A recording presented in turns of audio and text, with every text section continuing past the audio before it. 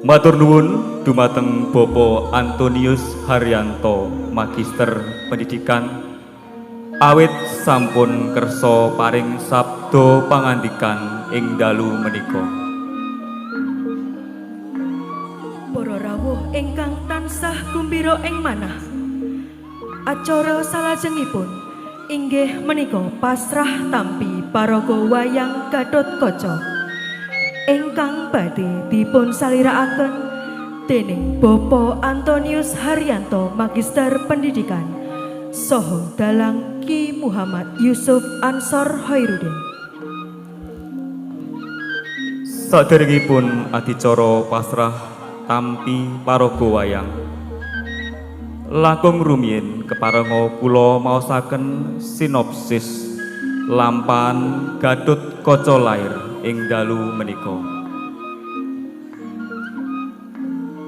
Mijilipun pahlawaning bangsa ngajurake reretu ing Kahyangan Suralaya, kasengkaaken dados raja saha dados putra saking Dewa Manikmaya ingkang ajejuluk Sang Prabu Guru Putra. Dumateng panjenenganipun Bapak Antonius Haryanto, Magister Pendidikan, saha dalang Ki Muhammad Yusuf Ansor Hoirudin, kawula sumanggaaken.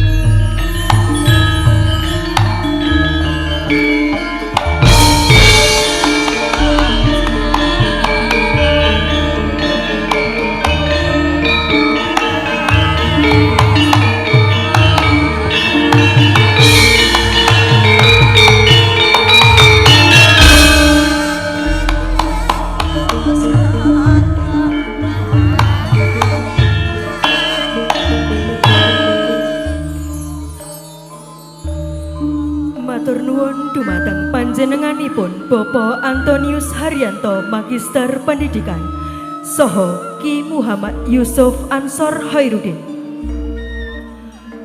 Para lenggah kakung Sumawana Putri, ngancik acara salajengipun inggih menika pagelaran Ringgit Wacucal kanthi lampahan Gatotkaca lair ingkang badhe dipun babar dening panjenenganipun Ki Muhammad Yusuf Ansor Hoirudin dumugi mangke wonten ing paripurnaning pagelaran.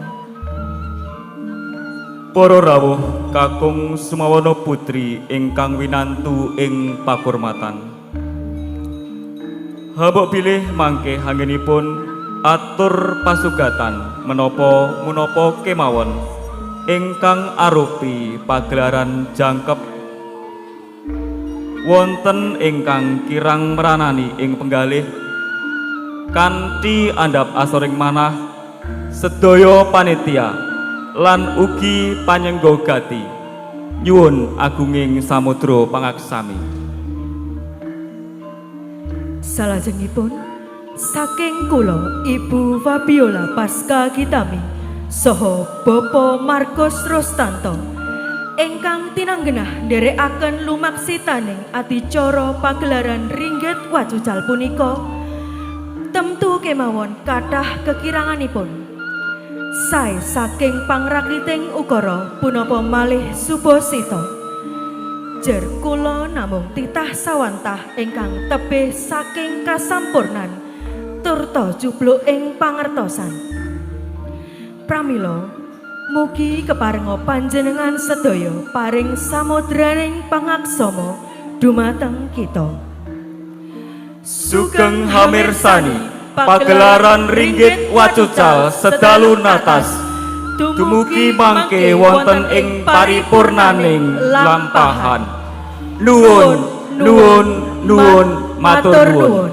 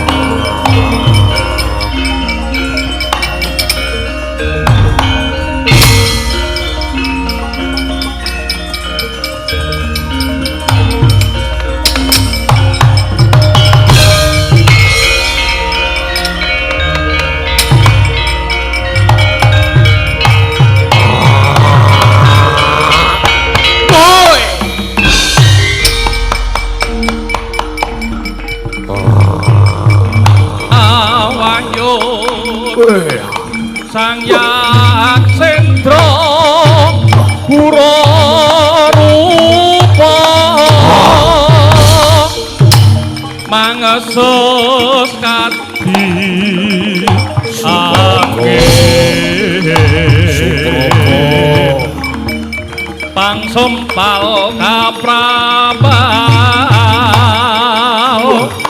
selo kaplo woi satu lumayu mangungsi kakyat kakudo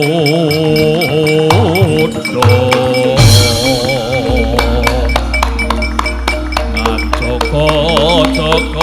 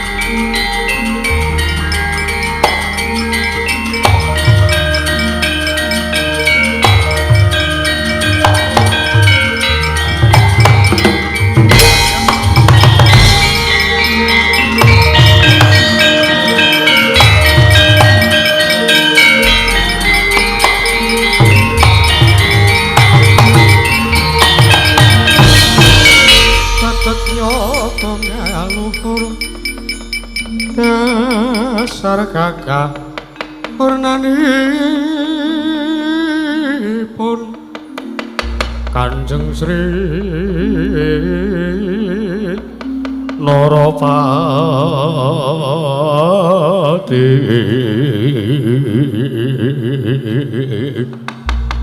Raja kang ngapula ratu pun papokaman ing kakong latalah wong dedian kala Rudra Mas Pati Raja Dewaku Pati Sekipu aja kaget kowe tak awe ana ing negara ing kene merga panjen kabeh kowe bakal ana dawuh saka panjenenganing Sun Pati Sekipu nggih lah salah ora men pasang kaliman tapi dina bena kula duni dumawahing tawang doang sinuwun paduke ingkang sinuwun Prabu kala Pracana ngawe ingkang abdi kepatihan pun Sekipu kula sumadong dawuh sinuwun iya ora kantun aku uga nimbali kelawan sawane Panakawantaka lan Bilung waduh prayoga nulungguhmu Panakawan nggih sinuwun Prabu kala Pracana ngawe kula sinuwun wonten timbalan kang adawuh wonten dawuh Bos sing ngandika ngawe ingkang abdi pun Bilung wonten ing mriki kula sumadong dawuh wonten dawuh menapa kula tak midhangake kepareng kula badhe nganglungaken jangga nilingaken karna wingi iya Bilung iya Lah nggih, pun kengko ngendika mawon. Wonten wigatos napa mengki ndak selak kedalon wingi. Iya.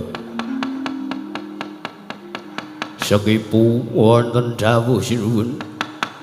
Aja kaget mestine kowe tak awe ana ing kene ora tanpa ana sebab rak ya tangeh lamun kelakone sira ingsun nawi ana ing kene. Yaktine wektu dina iki ya panjenenganing ingsun ning negara kene Sekipu. Mula wektu dina iki bakal ndak jabarake, bakal ndak badarake, bakal ndak wedharake sartane aku bakal ngandika sapa wektu dina iki wanita sing wis ndak pancang bakal tak jodohake kelawan panjenenganing ingsun lan bakal tak pundhut garwa minangka jatuh kramane Prabu Kala Pracana. Oh, lagur percintaan ngono kok. Lah iya. Repot iki. Mangka Gustimu ki urung lulus nek sekolah. Lah iya. Repot kuwi tenan yakin. Angger kecenthok wong wedok, wah. Sapa sing ora ngetokke ragat? Lah iya. Contone mburi kuwi iki wis entek wong wedok pira wae ora. Lah iya. Tekan kene cerak aku kok munek-munek. Masuk angin. Masuk angin. Lah iya.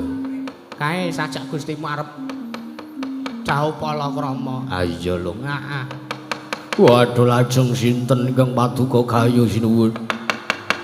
Pati wonten dawuh ingkang tagaya iku dudu kawujuding wanita lumrah. Dudu kok wanita anak ratu utawa anak pendhita kuwi babar pisan dudu.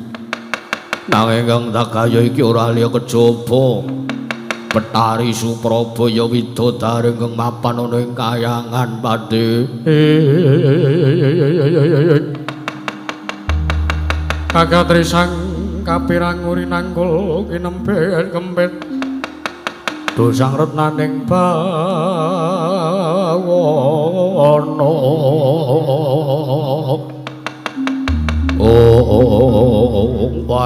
Waduh nyuwun pangapunten sinuwun. Menawi babakan Widodari utawi babakan Kahyangan ingkang abdi pun Pati Sekipu mboten saged nderek cawe-cawe babakan perkawis menika. Njur karepmu aku kon budidaya dhewe ngono apa kepiye? Gosik to, gosik. Kowe iki tak dadekake nayakane Prabu Kala Pracana iki. Kowe kudu manut kang dadi dawuh aja ngasi kowe patih kok wani badal dawuh ratu. Wirang bebarang jenenge ratu bakal ngelek-elek kucem asmane Prabu Kula Prajana. Nanging ana ing kene iki aku ora arep taren kelawan kowe. Ning kene aku ora arep taren kelawan sira Pati Sekipu. Lajeng kalian sinten? Aku arep taren karo Panakawan Nadyanto Drajating Batur sing jarine wareg mangan gembalaning jagat. Legi asining kahanan ing alam donya togok lan bilung tak awe ning kene iki bakal tak suwuni go pertikel. Munggo apa kang dadi kegayuhanku Padewa inggih ning ngaten. Panakawan togok lan bilung katimbal ana majeng sowan sinuwun togok bilung kowe rene ya Panakawan.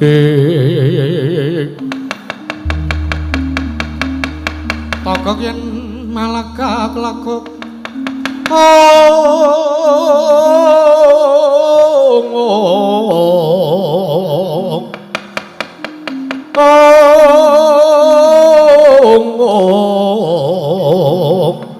Trembilung kang sarawita kang sabodhandil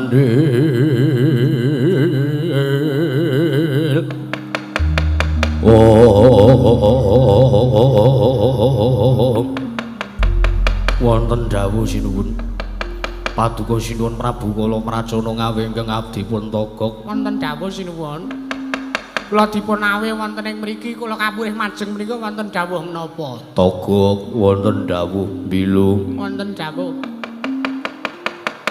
aku arep mengku garwa Petari Supraba kepiye mungguh panemu mulan iguhmu kepiye togok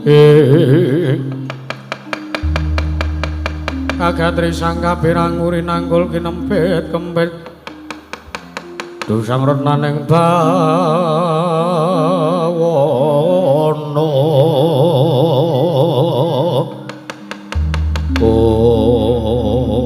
nuwun sewu sinuwun menawi jeneng andika sinuwun Prabu Kula Prajana badhe mengku garwa kaliyan Betari Supraba kula nuwun sewu niku luwung becik mangurungke mawon. Lho sababe apa mengke riyin kula tak nerangke. Kula tak matur ngersani sinuwun Prabu Kula Prajana, kula tak nerangke, kula tak nyejarahke. Tur sing ajeng kula aturke niki fakta. biasane nek fakta kuwi sepi merga padha ora trima karo kenyataane Niku nuwun sewu. Wonten ing alam jagat raya menika sampun dipun titahaken jagat menika gumelar. Nalikanipun Jabang bayi saderengipun lair wonten ing jagat menika sampun dikandhani besok jodohmu iki umurmu tekan semene rezekimu kaya ngene. Tur nuwun sewu wonten ing jagat menika ugi sampun dipun pas-paske wonten ing jagat menika sampun ditok-tokke. Wonten ing jagat raya menika sampun dijodhok-jodhokke. Contone nek menungsa ya karo menungsa lumrah, nek dewa ya karo widodari. Apa iya lho? ning wingi barabi dadi wis ora nginceng wedhus meneh Ah iya. Selamat wedhusmu. Slamet kok, Kak. Niku wonten ing jagat raya mriku sampun dipun gelar, sampun dipun cawisaken apa eneke ora iso dikebyah-uyah. Sing jeneng takdir menika sampun dados pestine kodrat, pestine Gusti kengakarya jagat mboten iso diwolak-walik. Nek nuwun sewu panjenengan menika wujude ngraseksa nggih le dalem nggih kalih buta wedok, kalih raseksi. Lah kok nek dhuwur banget kegayuhane cita-citane arep gayuh widodari, menika tangeh lamun kelakone sinuwun. Pun. Kamangka nek sampean ajeng nekat munggah teng kayangan ngelamar Betari Supraba malah mengke sing panjenengan dhewe ingkang kapitunan. Nek panjenengan sinuwun Prabu Kala Prajana ingkang kapitunan mengke mesake kahanane para kawula sak Prajanagara Ngimai Mantaka malah mengke ndrawasi kawontenanipun. Malah mengke kahanane boten dadosaken bab ingkang prayogi, boten dadosaken bab kabagyan nanging malah dadosaken bab karisaan sinuwun pangpenggalih sinuwun. ngajeng Siti Gung Siti Tanaya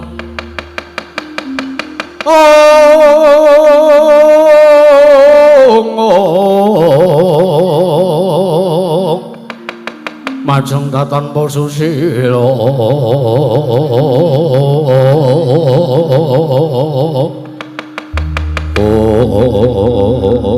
Wiladala ora ana gunane sing jare Panakawan ngerti legiasining kahanan ning jebul tinemune malah mung babar wirang Prabu kala Prajana Taga milung kowe iki janjane batur kanggo apa ning kene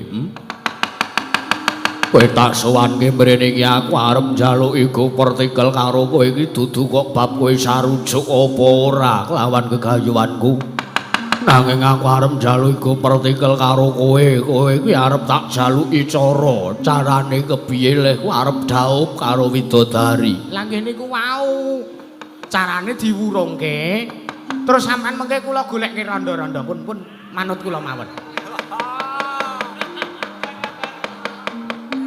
kula goleke teng Kidul Maliyabara mriku kathah mriku pun pripun ampun gaya widodari gaya menungsa mboten napa-napa ning ampun widodari merga kayangan niku sepisan papan wingit ping pindhone nek nganti ana titah sing nglangkungi ngluwi gegayuhane ana ing kayangan mesti bakal dadake gara-gara mengke dewa-dewa do mboten trima niku ning monggo mawon sing baku kula pun ngelekke karo sampean nek panjenengan menika mboten trep menawi dhaup kalih widodari sebab panjenengan menika drajating buta wujuding yaksa menika le dhaup nggih kalih raseksi menungsa le dhaup kalih menungsa wong lenang karo wong wedok niku ning nek sampean kok ajeng ngayali kodrating Gusti nggih pun wis ketokno wae wis aja dikebyah-uyah wong wis tekate wis mateng Gustimu kuwi wis mateng tenan. Ning nuwun sewu kula tak nyuwun priksa napa pun mangpenggalih tenan sing dadi gegayuhane sampeyan iki. Wis tak pikir suwe mataun-taun aku mikir syarat srana karti sampeka. Ngonku bakal gayuh kelawan Petari Supraba calon garwaku nanging seprene durung ana kasile. Mula kang saka kuwi gandeng wektu dina iki kowe Panakawan ora ana gunane tak jelehno iki. Aku ora arep melu karo kowe, bakal tak tempuh kepiye wae carane abot endeng sanggane. Sing nglakoni cukup Prabu kala Prajana wae, Taga kowe ora sah melu-melu perkaraku, Taga. Wong nggih pun. Wis ora kena dielekke, wis tokno wae to. Mergo dheweke nggunakake prinsip tresna ki abote kaya wong nyangga bumi. Dheweke kangen karo Betari Supraba ya wis mentokno wae mergo apa rindu itu berat. Ngono. Lah iya. Rindu ki abot, kangen ki abot. Tanggaku ana sing kangen. Malah seprene masuk angin rung mari-mari. Mangga melu wayangan bengi iki. Nang arep gender wong saiki. Wis tokno wae. Wis toke wae wis. Nggih pun mangga-mangga kersane panjenenganipun kula kantun nderek Gusti. Patih sekipu wonten dawuh. Ayo kepyana barisane para wadyabala saka negara iki manto kenempuh kayangan. Betari Supraba dijaluk srana beksa wati iki staken dawuh. Nyun pamit madal wasilan sinuwun ngati-ati aja kaya bocah cilik wati. Mundur kyana wati. Undang prawadyabala samya saweka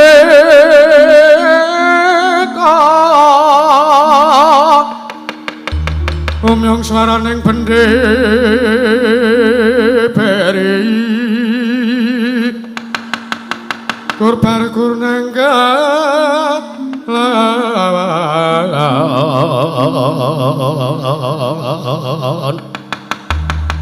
pasur tambur yang suling pepanden dalu dakan dera mewah kakandha warna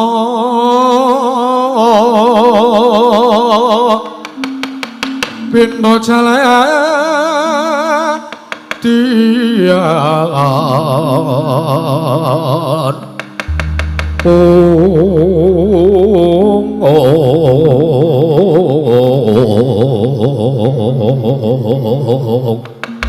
asri kawuryan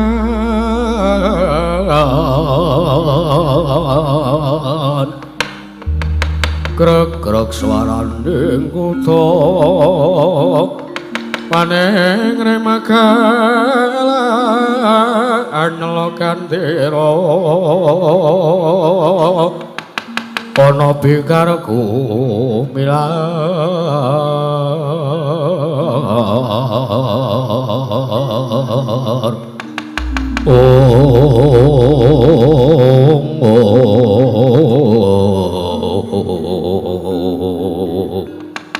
kusuma tali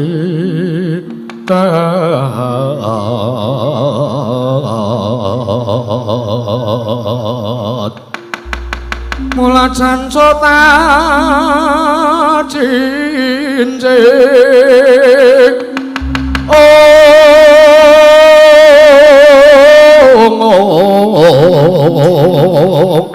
pangreng turangga kutha wustan kasamaran kabeh kena kapurba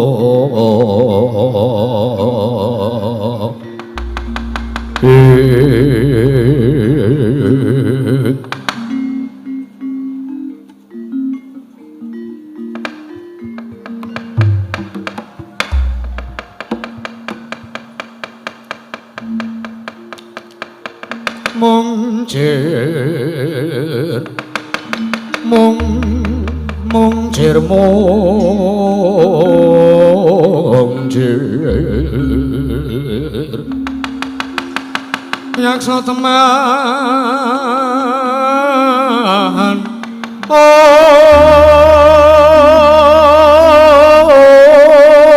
ngurut saking pananggilan kolong kekolongan bubar kang samya ningali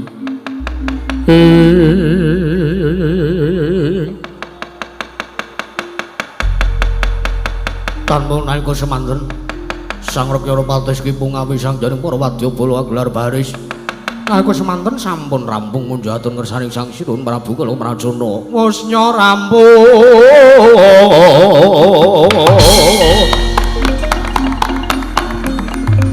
sang Patih genya dawuh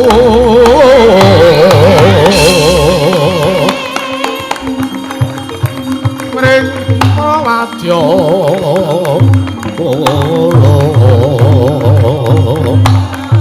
wis katata lan kadhete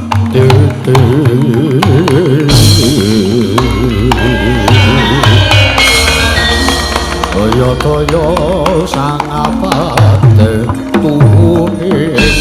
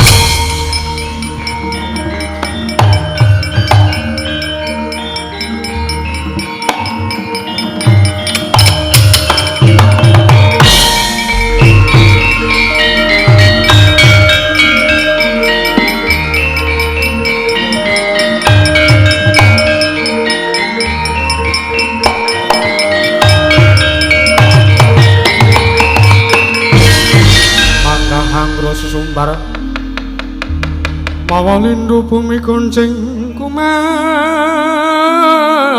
Odo kontor katuk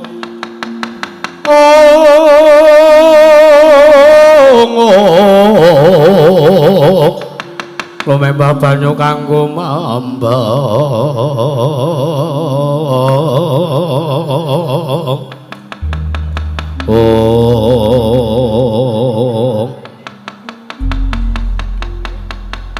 Astu ngurusi dam sekaring bawono langgeng miladala iki ana wujude titah pujangkara yen nak sawang iki wujuding yaksa patih ana ing sakwijining negara miladala ora pangling Bathara Indra ulah kita patih sekipu mboya basa mboya tata krama kelawan panjenengan ulun apa kita ora wedi kuwalat kelawan panjenengan ulun wiladala kuwalat piye to wedi piye aku ora ana wedi-wedine karo dewa merga dasarku mung wani ayo dewa apa-apamu kowe ora menehake Betari Supraba aja takon dosa wah lak nggo gulung ayangan Suralaya keparat Jaja muntabler kinentap tuku ayasinipi yen sinabet mring sagedheng dadi dahono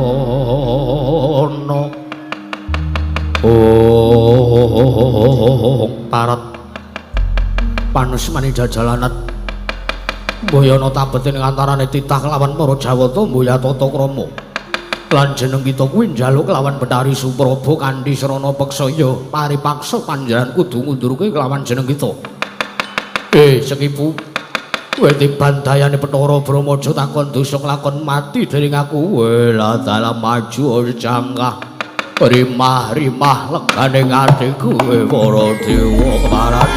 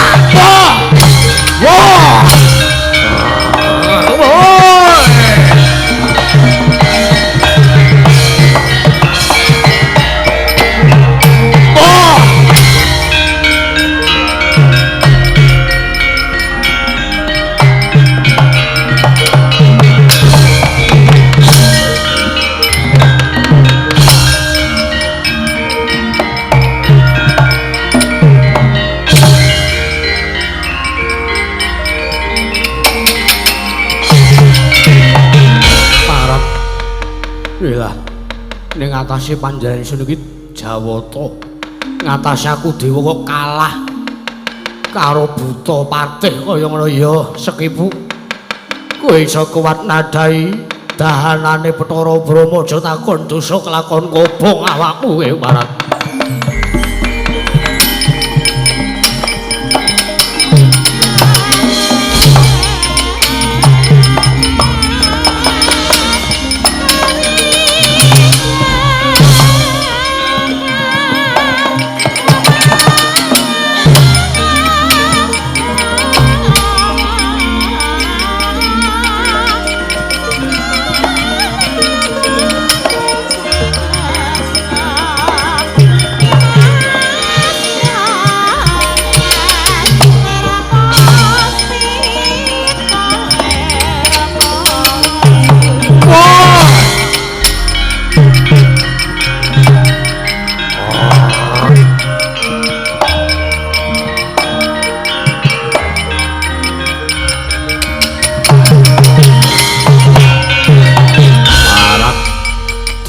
Licik kowe, gunake kadigdayanmu kok ngundurke pati sekipo apa anggap aku gigrik. Geni iki tak balekake ora genting ngobong awakmu aja takon dosa wae.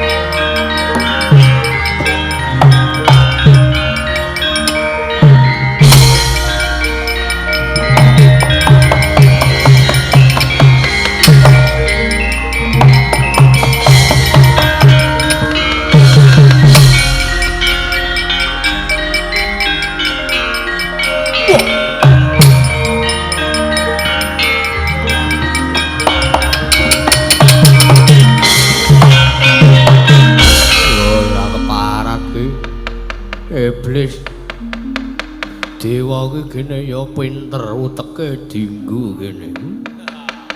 Kori sel matangkep ditutup geni ming ngobong kori. Oh ya titenana kowe dewa-dewa. Aja mbok anggap aku meneng wae iki aku wis kalah. Nanging aku bakal mikir cara supaya iso ngobrak-abrik kayangan marat.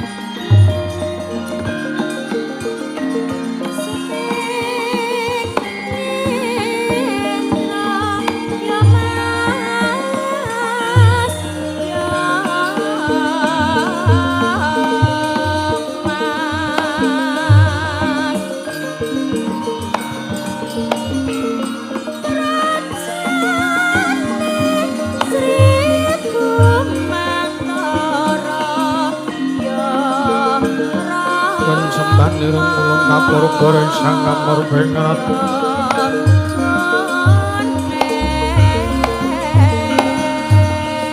Mrengsahanan ingkang mrengkanan sieng kasih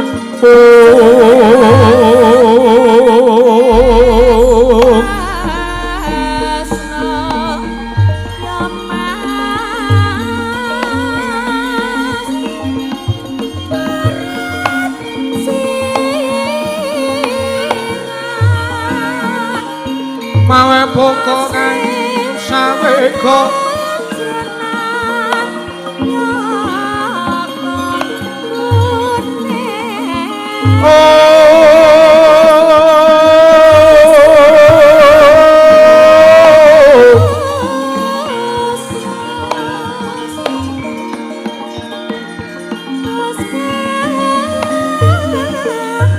Masireng telahan yuan kanan mamuju kengwang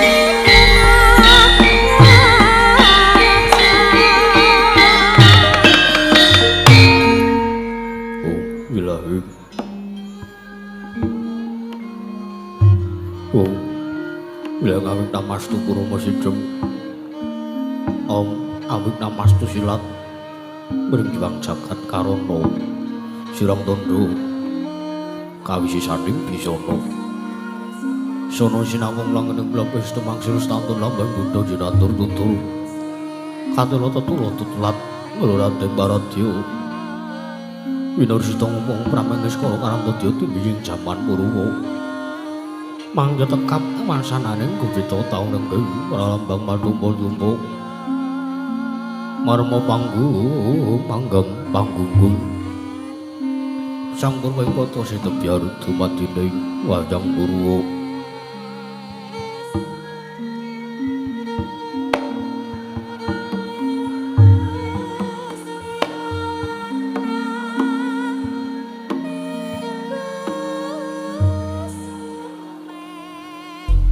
Purwakaning kandha nari tuteng basa tunggang kuna ngemu surasa yen narasaya karaos nglajari hangrasa mandi uruhing diri rasa rumangsa mangsandi lir jalma elo kaca jawe mutnya kumjang carita lebet wis gemelar jelek pageliran yen gujat namriksani pagelaran Git Purwa Surya Candra daru yang kartika wis kinur banget dhateng kaposo sahari ratri angidri bawana perwategeng dosina gilir gemanti teman dadi petanganing dina sasi marsi windu kang sarta abad tetungkulan mangkar kemangkar kaya sini rambun kaya japadeng grebya dadi padheng kutu-kutu walang atoga burun wono yang burun wono dadi branantan pawicalan padhang drawan seneng sang yang renawi ngarsa merbawan jagat Mungkin jagat wonten temu-temu mungkin kalungan bukan abang perangka lamun gang saya dila-dila to bumi saya dangu sumurup sang hyang arko katon semuk blakanan kuring abang ismu jenar kaperbawan sinari sang Hyang Basanta tanam tu katon ijo royo-royo abangku gunung enggang biru moyo-moyo puceng gunung kinemelan kedanung asil ring prabancana lenggun nganti kaya gunung Makutha Mega. Tanda wis dangu sole kawula dasi dalu rasa ngopo ibuku karep tegal sawayang silur. Tanana pedhoti sinambi sesendonan sesindenan megol karo lukundi. Anggiring raja kayane sawanana pirembagan samara wangge. Sang Hyang Markasa tanggu sing bilas katemelo sinaring jagat durung kiblat papan lor kidule Tanggulun. Sinaring jagat kang sang Hyang Budyadara Budijo rebut kekuwung. Parendring mangke mapan gumelar wonten samadaring Kayuwangan Suralaya. Yen Kayuwanganing Junggring Salungga yen Paku Jamur. Katal warna saking Kayuwangan dumadi wonten saperangan papan yang kadangipun repat kepanasan kori sila matangkep nedheng leben wonten ing Kayuwangan Suralaya mapan wonten ing Bale Ageng winasan Bale Martukundha.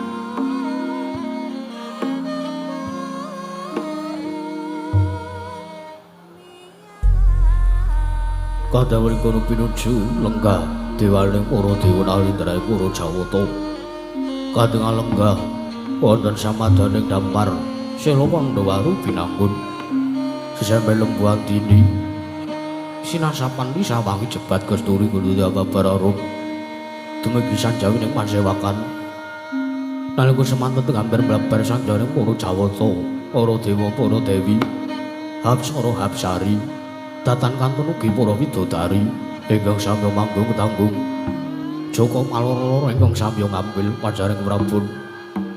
Kawistara saking Mandrawa katingal rawuhipun kamituwaning Kayuwangan Jawata Sida pawudal-udal anggih Sang Hyang Narada ya sang Resi Kaneka putra. Semambung wiswanira Sang Hyang Narada mengkraken pilenggahipun putra saking Sang Hyang Manikmaya Jawata ing Kayuwangan Indraloka wiwisi Sang Hyang Bathara Indra ya sang Surawati. Datan wonten ugi bisawanipun Jawata ing swarga dahana anenggih Sang Hyang Bathara Brahma ya sang Budawaka. Kawisaring jawi sang para Jawata samya gandeng pasisir raja jelur ya rampun pepet bibit. Prasasat atu pandhegul datan pesela. Laban sakadang manusia baing jagang blutak gendera ora entek umbul-umbul kitarang kendanu. Daya mending mangsa lampu payung mekar mendi jamur barat ing mangsa rendeng tumbang rangapuh satingaran mangsa katiga. Parandene Sang Hyang Manikmaya katingal kodheng ing penggalih. Nadyan Sungkawa sajak Sungkawa sajroning penggalih. Tanggaping kadiri Sang Kaneka putra arsa andang dipati kang rayi Sang Hyang Manikmaya. Ing jawi sampun kapir ngumuling gongsa Lokananta. Kajena bilih Sang Jawata anusa mendhar sabda pangandikan.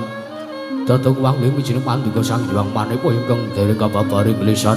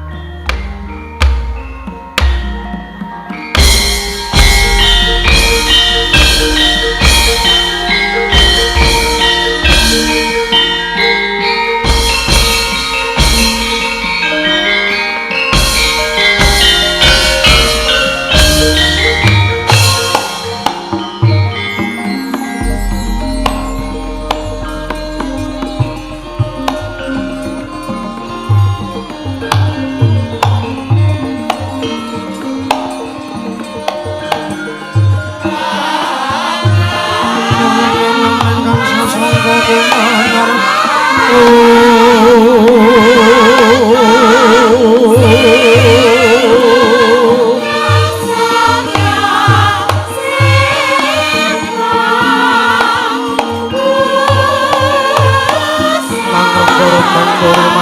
tanpa surat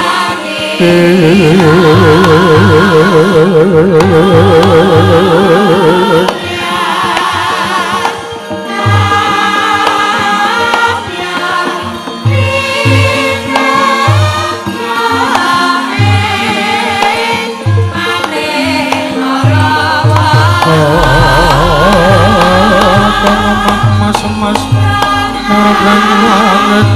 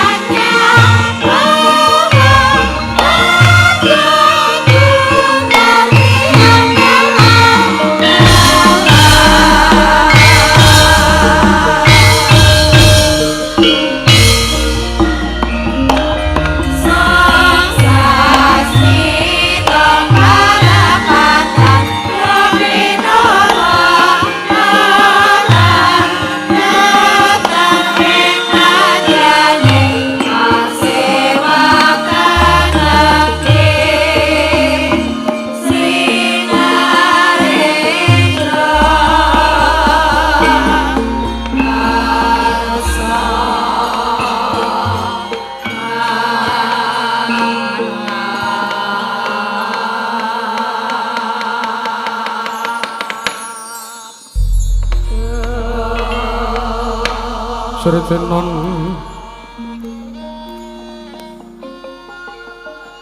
ning pasewakan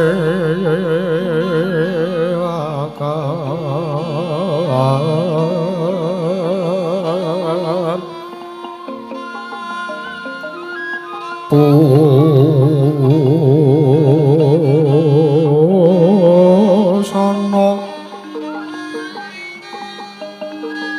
maneka warna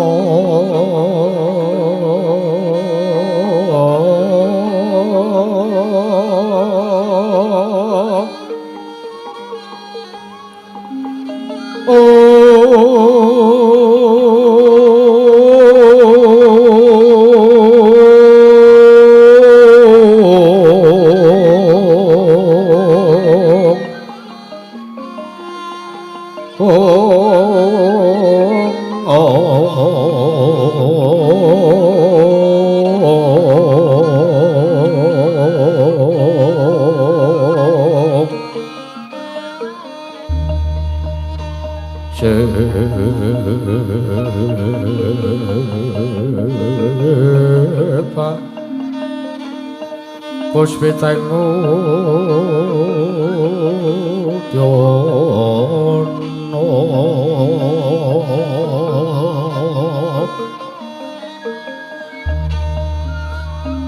Nyang manjrah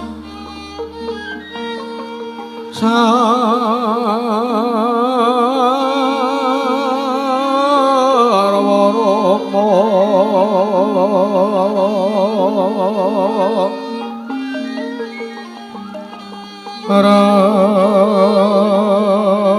ranggeng manik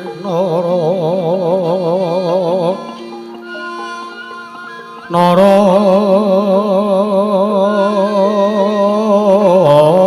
mata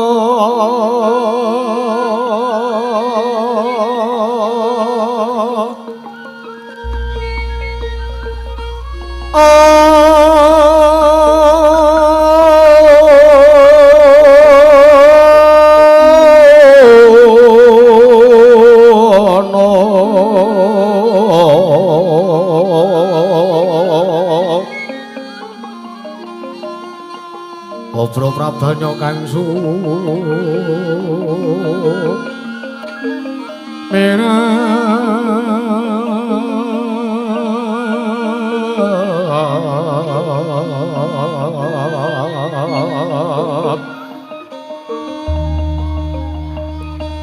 kenyaring tejo laliwaran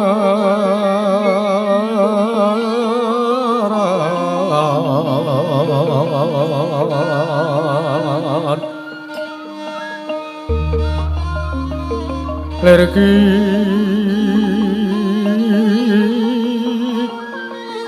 laju jiring raden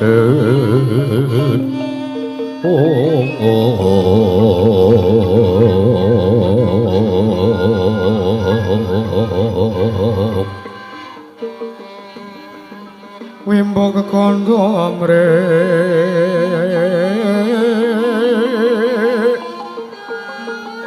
mi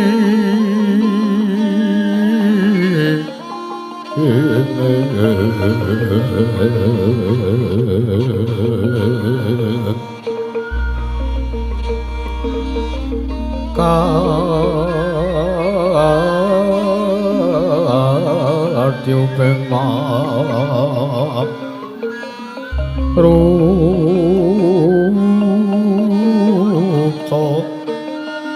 Mando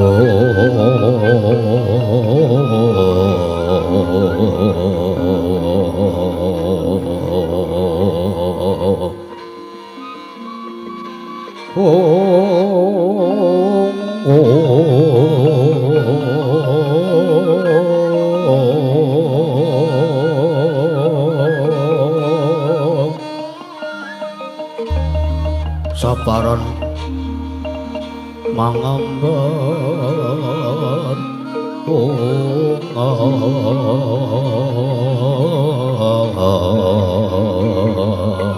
ongas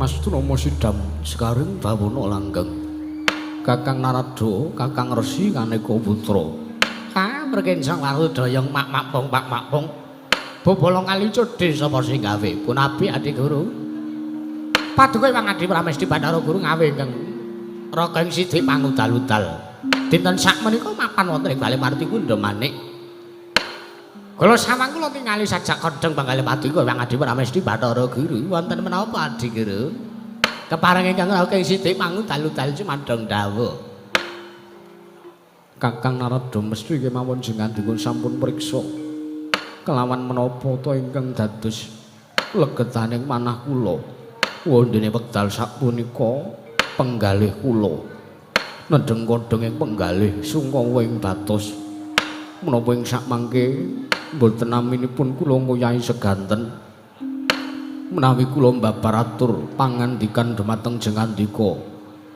Kakang Resi Kaneka Putra mangke riyen kula nuwun sewu kula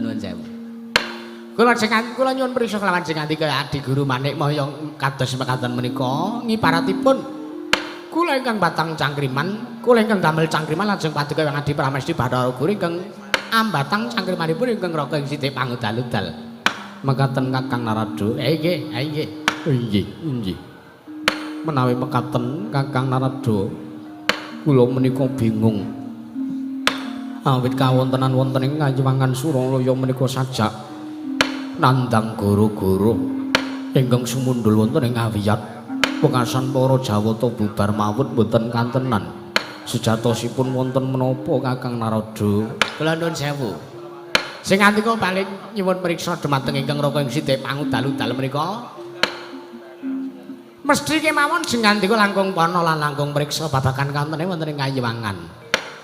Inggih Kakang Narada nanging ngambali pangandikanipun Kakang Resi Kaneka Putra ngendikanipun kala wau kula ingkang damel cangkriman lajeng jengandika ingkang ambatang cangkrimanipun ingkang rayi. Oh la dalah. Inggih. Balik jengandika menika critane males jengandika. Nggih. Adi Pramesti Bathara Guru nggih. Ingkang Raka ing Sidhi pangudal-udal menika tanggap sasmita dhumateng kawontenan menapa ingkang dadosaken gara-gara wonten ing Kayuwangan Suralaya. Inggih.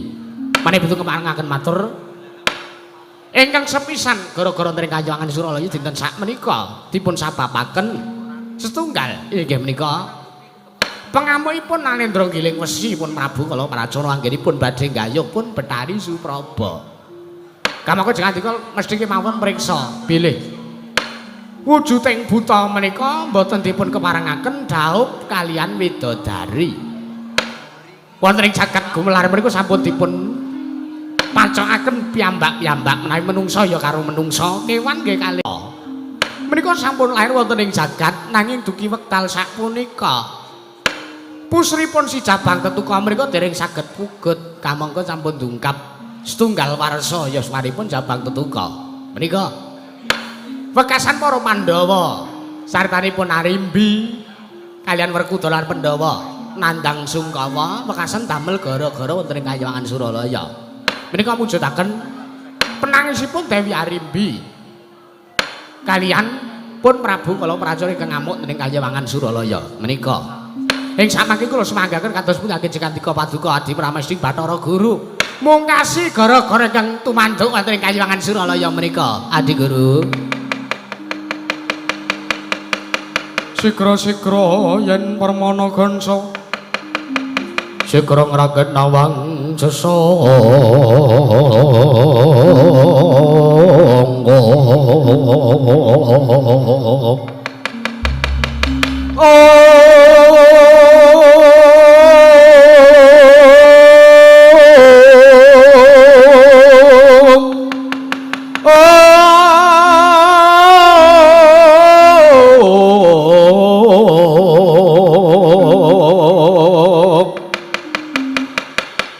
Nalendra Marwa sing sangkatriku mulung katriku mulung mangrompaking wadya Wartakurare kagiri-giri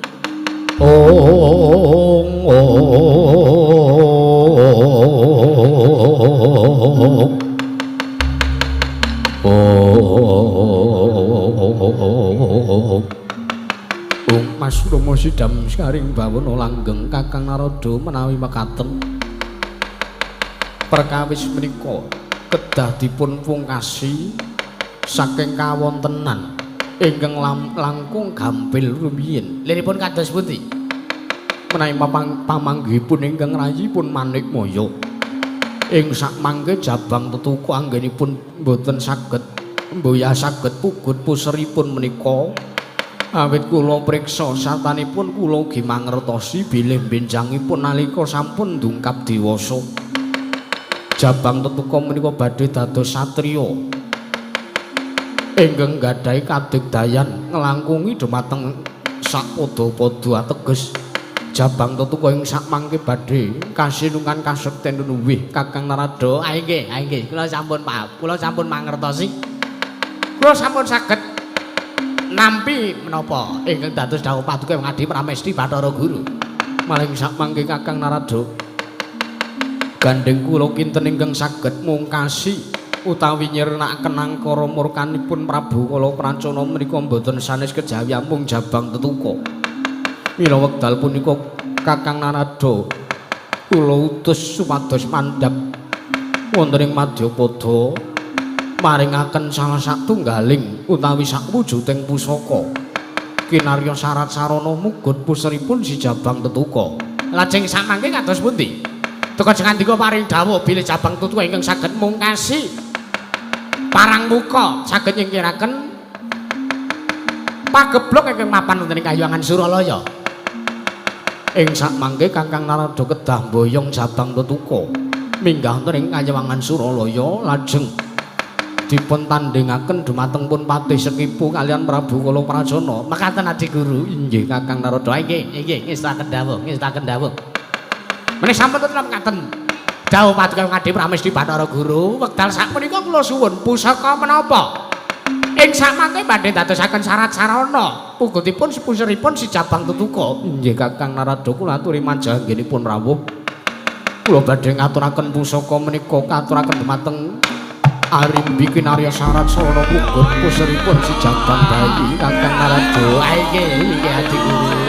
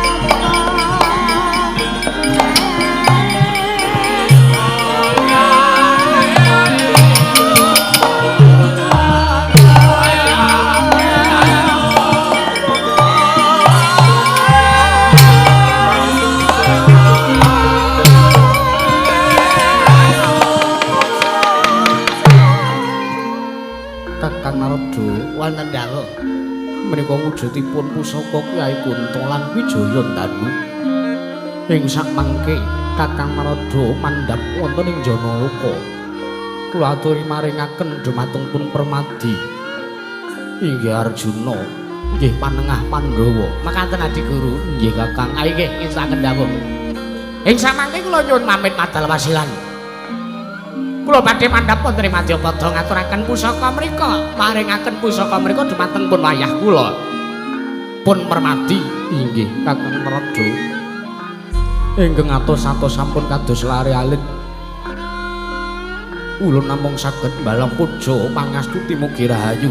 Tindak paduka Kakang Resi Kaneka Putra. Ae nggih Adi Guru.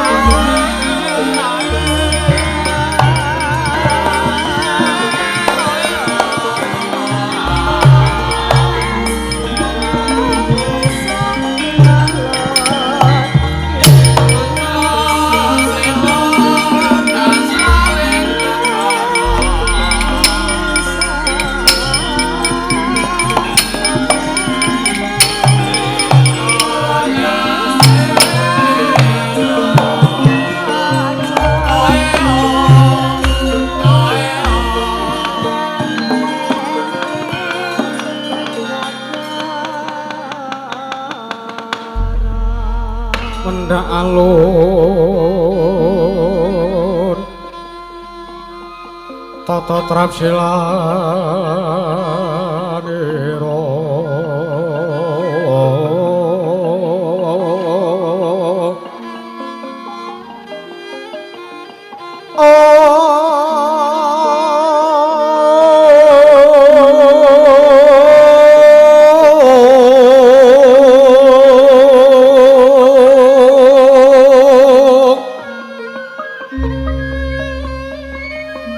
ngejameken astanira kalih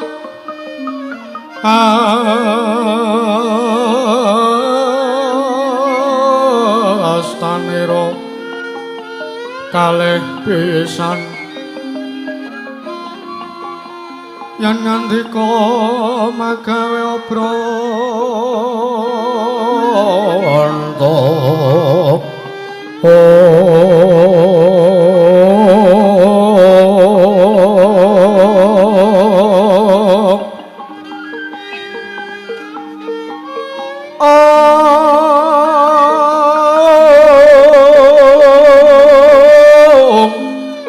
yen ngandika magawe obranta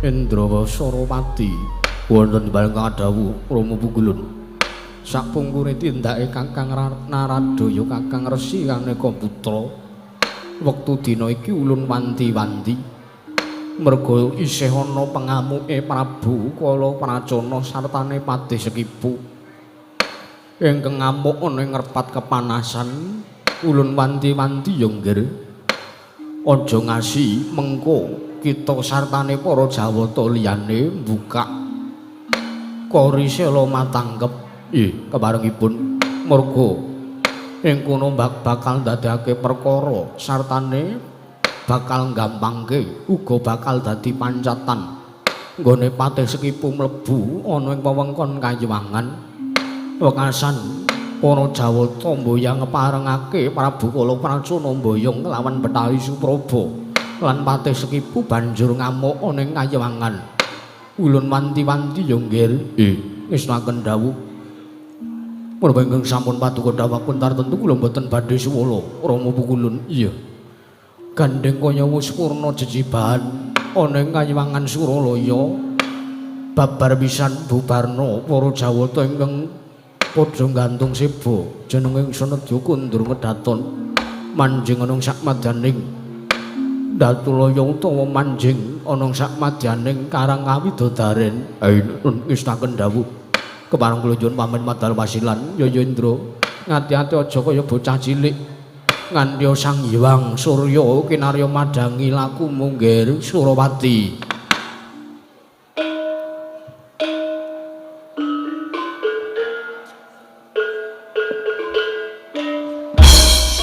Thank you.